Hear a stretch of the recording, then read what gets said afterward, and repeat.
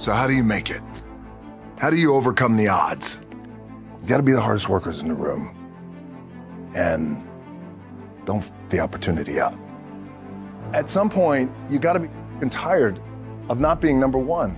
You have to be, and you gotta play angry, and I play angry. Now, I'm cool and calm with my approach, and when I step out on my field, which is a set, or, you know, like, and you're always gonna have haters, and haters are like, well, damn man, how many movies are you gonna make, or how many are you gonna do? Like, you do a lot of, I say, yes, it's my ambition. Of course, why not? I could do it, yeah. I love what I do. And not only that, but in what world do we not work every day? The prep is where the character's made. The key with me is just always finding what the anchor is. And an anchor is getting up at 4 o'clock in the morning every day before anybody else and grounding my thought process is in the no one will outwork me. No one. All starts with this. 2 hands, putting it to work. The gym for me and this physical activity for me is my anchor, and I always, you know, I would recommend that for all of you guys in the room is for us to find that anchor, whether it's hiking or biking or yoga or meditation or whatever it is. Because for me, the gym or just some sort of physical activity, it anchors my day, and then it allows me to go on and work for the rest of the day. It's way more than just physicality. Yes. It's way more than just picking up a weight. It's just, it is my balance, it's my anchor, it's my spiritual anchor, mental, because what it allows me to do, and we all need this, because this treadmill of life, there's no stop button, so it's so crazy. It just allows me to block out the noise and clear my head, think about what I need to do or accomplish, or think about the things I need to accomplish without the influx of information and people trying to tug at me and pull at me. Absolutely. The thing that has worked for me is to remember the hard times. So before anything big that would happen, I would always take a moment and I'd just remind myself, all right, I was evicted when I was 14. We were kicked off the island. We couldn't live in Hawaii. Had no place to live. A lot of shit happened. Then when I moved to Nashville, I was arrested multiple times by the time I was 16 years old. Like, I remember that if I were playing on this team.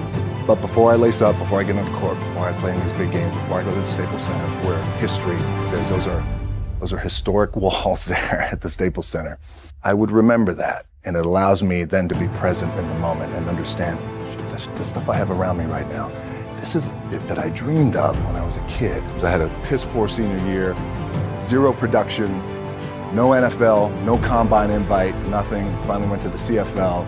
Calgary Stampeders, making $250 a week Canadian. I had to send that home to my wife at that time. Had no money, so I remember that. I got cut from Canada. I had $7 in my pocket, and I always tell that story. So now my production company is $7, advertising agency is $7, everything is $7. I always remember that. What helps me is to keep the hard times in the front of my mind. This allows me to go into these big moments that I've worked my ass off, and you guys have worked your ass off. It allows me to go into these big moments with a different perspective. What it also does for me, and again, this is what works for me. I keep my back is up against this mother.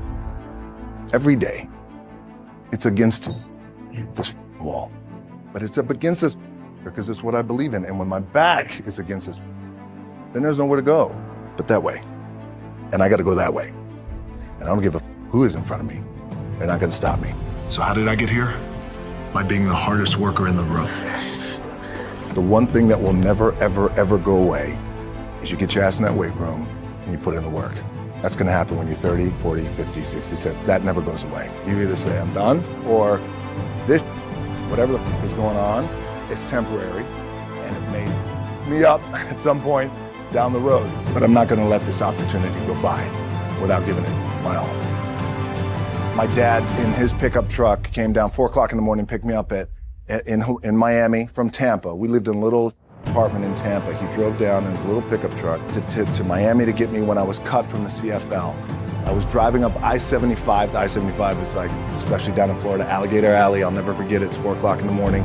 I leave home. I'm ready to tackle the world, to get after it, achieve my dreams and goals.